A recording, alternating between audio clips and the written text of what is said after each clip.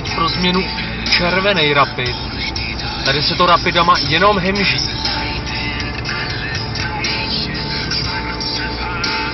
Nemám já to štěstí? Přede mnou Rapid, za mnou Rapid. Jsem z toho mírně vydřenej.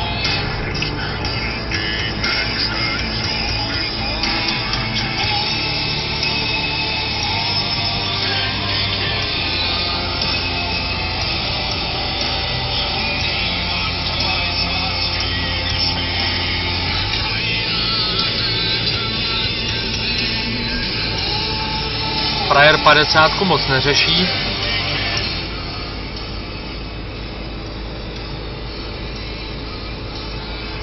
Ale auta jsou to nádherný teda, to je... Škoda, že to není pořádně vidět tady z tohoto videa.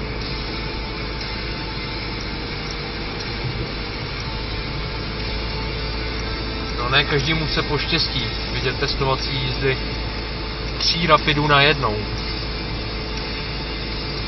Teďko překračuju mírně rychlost.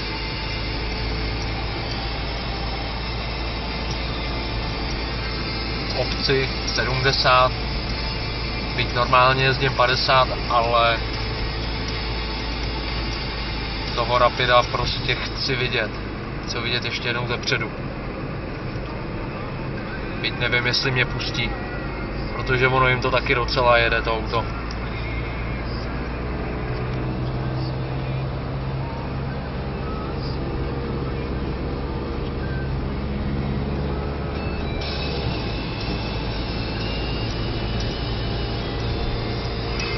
A za mnou už je další Rapid.